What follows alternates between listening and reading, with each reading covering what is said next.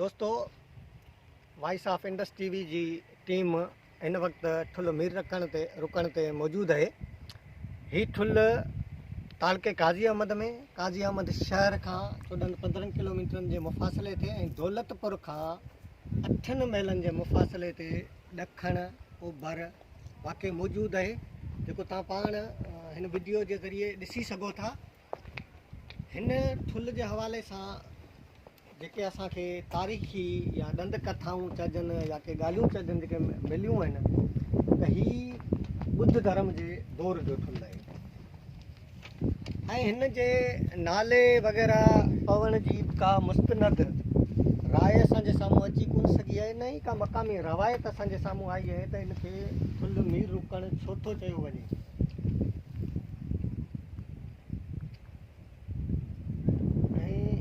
मुमकिन है इहो नालो इन ठुल वारी ज़मीन जेके मालिक जो हुजे, जंहिंजी ज़मीन में इहो ठुल तव्हां जेको ॾिसी रहिया आहियो बीठो आहे। सिंध में ही अकेलो ई स्तूपा आहे जंहिंखे कंहिं हद ताईं मुकमल चई सघिजे थो। ठुल जी ठोस ऐं गोल अॾावत जेका आस्ते आस्ते मथे सनड़ी थींदी थी वञे ऐं अटकल 60 फुट मथे आहे, बुलंद आहे। ॿाहिरियां ॾावत सुठियनि पकियनि सिरनि सां जड़ियल आहे। जेके कुझु बाक़ी बचियो आहे उन मुताबिक़ चोरस पायनि जूं टे कतारूं आहिनि जेके हिक ॿिए जे हेठां मथां जुड़ियल आहिनि। हिननि जे हेठां सॼो सारो मथाछिरो भॻो भुरियो पियो आहे। तव्हां पाण पंहिंजे अखियुनि सां ॾिसी सघो था। हिननि जा जेके बि टे जेके हिन जूं आहिनि किंगरियूं जेके ठहियल आहिनि उन्हनि में तव्हांखे वाज़ह सिरूं नज़र अचनि थियूं पियूं, जेके भॻियूं भुरियूं पयूं आहिनि। हिननि ते कंहिं बि क़िस्म जो को मुंहिंजे ख़्याल में को बि कमु थियल ॾिसिजे कोन थो जेको थियणु घुरिबो हो। हिन ठुल जे चौफेर अञा ताईं बुनियादनि जा कुझु हिसा ज़मीन जी सवत खां हेठि बचियल ॾिसण में अचनि था। उन्हनि पायनि मथां ताज ऐं ताज जे मथां कारल्स रखिया विया आहिनि जेके सभु उकरियल सुहिणनि सिरनि सां बनाया विया हुआ। उन्हनि जे मथां गुलकारी ॿिए क़िस्म जो नक्श वंगार थियल आहे। पायनि ते लॻल ताज में कमायल सिरूं कारब जूं ठपियल सिरूं न पर उकरियल सिरूं कमांड आहिनि, जिन जा किनारा अञा ताईं तेज़ ऐं संदड़ा आहिनि। इन यकी लड़ वारे कम में किथे बहितरीन क़िस्म जूं गुलकारीअ वारियूं सिरूं वरी सांचे जूं ठपियल आहिनि। बुनियादनि जे चौफेर सुरोटनि जो ढेर आहे जेको ज़मीन खां 10 फुट मथे स्तूपा जे बुनियादनि सां लॻो बीठो आहे। तव्हां इन ते थोरो वेझड़ाई खां गौर कंदो त तव्हांखे नज़र ईंदो ही सॼी जेका जेको स्तूपा ठहियल आहे हिन में जेका सिर इस्तेमालु थियल आहे, हिन जे विच में जेका आहे चीकी मिटी इस्तेमालु थियल आहे ऐं चुन वग़ैरह वारो जेको आहे उहो इस्तेमालु थियल आहे। हिते हिन में सीमेंट जो इस्तेमालु कोन थो नज़र अचे ऐं इहो ई सबबु आहे जो हिन जी जेका क़दामत जे बावजूदि ही जेको बीठो आहे उहो हिन मिटी जे करे बीठो आहे जो हिन जे अंदरि पाणी नथो वञी सघे। हितां मक़ामी माण्हुनि जूं जेके रवायतूं आहिनि उन रवायतनि मूजिबि मुख़्तलिफ़ वक़्तनि में महात्मा गौतम बुद्ध जूं केतिरियूं पकल मूर्तियूं हथु ईंदियूं रहियूं आहिनि। हिकु मक़ामी इंजीनियर खोटाई कराईंदे बुद्ध जूं केतिरियूं मूर्तियूं लधियूं हुयूं, जिन में महात्मा बुद्ध जो जनमु ॾेखारियल हो। हिकु मूर्ति में हू माउ जे पासे में वण हेठियां सुम्हियो पियो आहे, ॿी मूर्ति में हू निंड में सुतल पंहिंजी घरवारी खे अलविदा चई रहियो आहे। इहे पकल ठिकर जूं मूर्तियूं महारत सां ठपियल न हुयूं ऐं माप में 6 या 7 इंच हम चौरस थींदियूं, जेके हिन वक़्तु ख़बर न आहे त किथे आहिनि, कंहिं वटि आहिनि। मिस्टर जी गब्स, मिस्टर बाटल फरियल, मिस्टर शास्ट्रोवर्ट सां गॾिजी हिन स्तूपा जी खोटाई लाइ आयो हो, जंहिंखे हिन रुकण जो ठुल लिखियो आहे।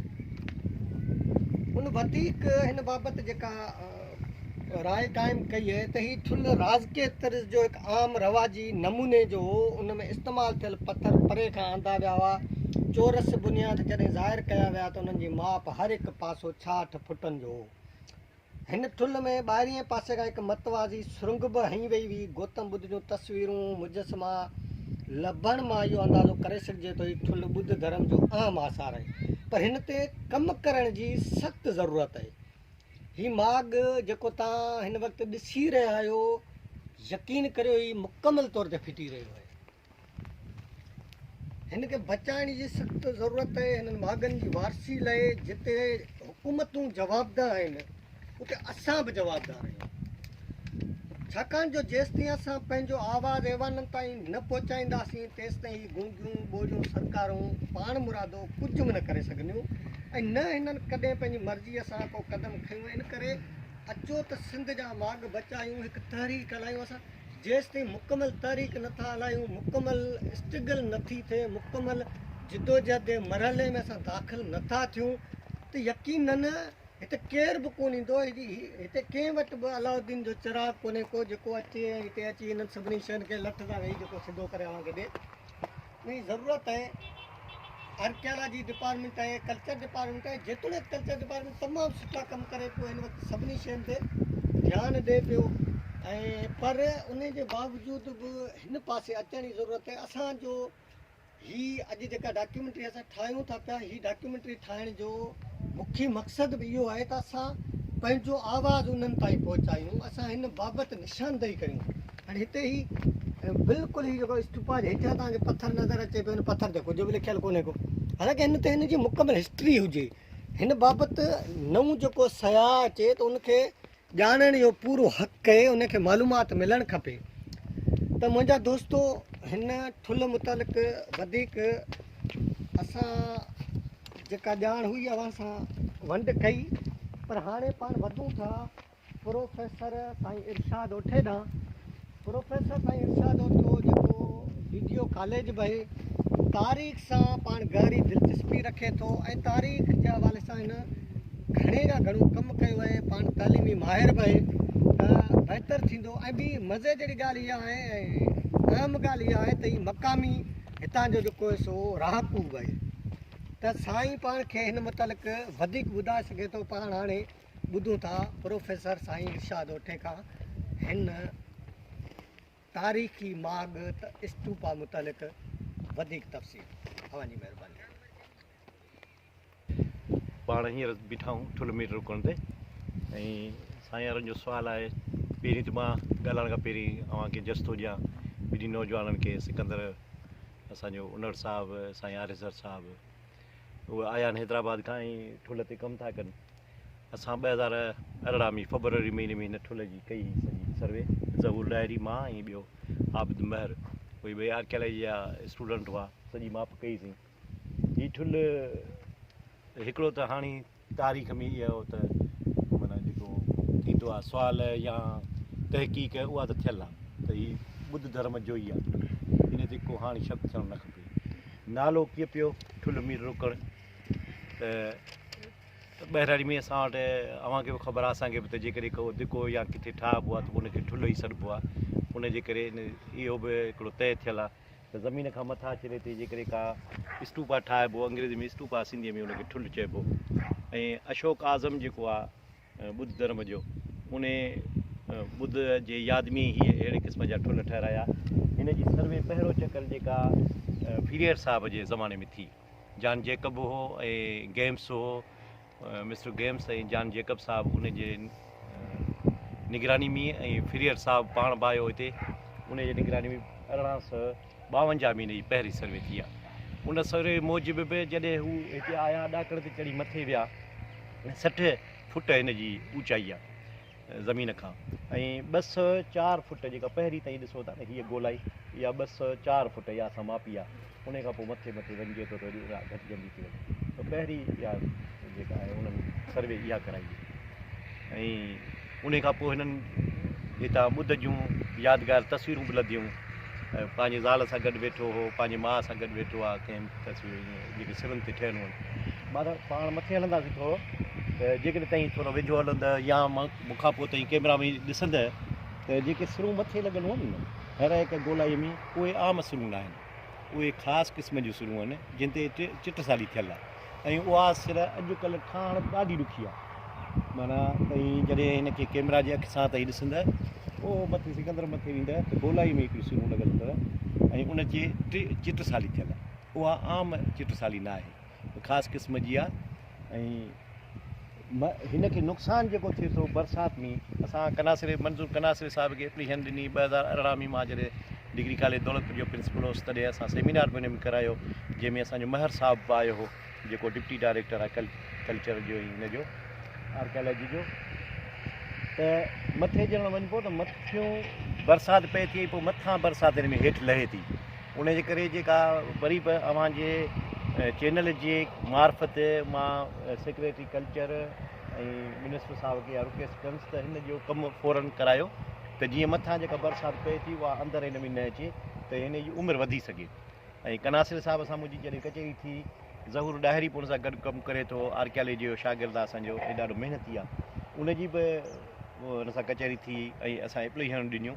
उन बुनियाद ते ही कमु त थियो आहे, पर साल थी वियो आहे त वरी हिन जी रिपेयरिंग जेका रहियल आहे उहा अञा कंप्लीट थी कोन थी सघे, ऐं इहा थियणु खपे। ऐं अवी ॼण माना हिकिड़ो आम तासुर त आहे भई ठुल आहे पोइ हीअं, पर हिन खे गौर सां तई ॾिसिजो, सिरुनि खे ख़ासि करे जेके गोलाई में असांजूं सिरूं लॻियलूं आहिनि उन्हनि खे तई ख़ासि करे ॾिसिजो।